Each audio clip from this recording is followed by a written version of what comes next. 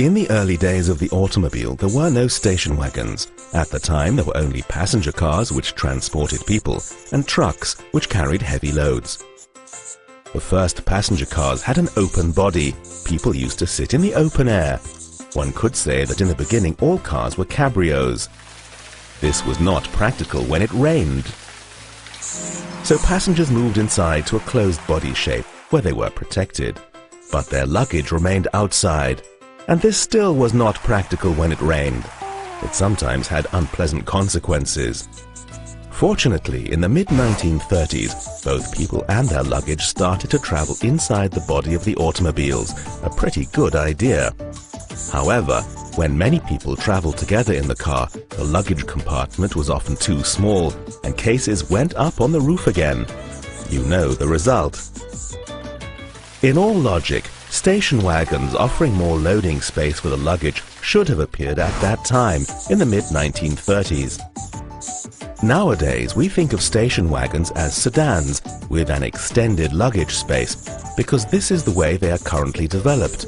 But historically, this is wrong. It took several more years for station wagons to emerge, and excess luggage continued to get wet. From the 1930s to the early 50s, most passenger cars were sedans. But a new species had also come on the scene, small transporters, usually called fast delivery vans. They transported goods and fulfilled professional functions. These fast delivery vans were bought by an emerging social class of independent workers, such as painters, plumbers, and electricians for their business. These were the times of an intensive baby boom as well. And these workers found it frustrating to use the only car they could afford just for business. They wanted to also enjoy personal mobility on the weekend with their families. So some built an extra row of seats in their delivery van for weekend family outings. Coach builders soon understood there was a good business opportunity there and started to offer conversions from delivery vans into more flexible cars. And as this market developed, automobile manufacturers, and Opel in particular, quickly offered their own flexible solutions, allowing professional use during the week and family escapes on the weekend or for the summer holidays.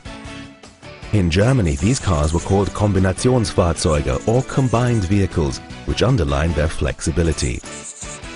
They were the first station wagons.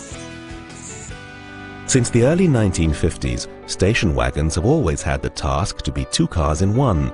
They're a working tool for professionals on the one hand, and a family and leisure car on the other hand. And while car manufacturers continue to come up with clever ways to make them more functional, station wagons have also become increasingly elegant and dynamic over time. Now welcome Opel's new station wagon, an athletic all-rounder, the Astra Sports Tourer.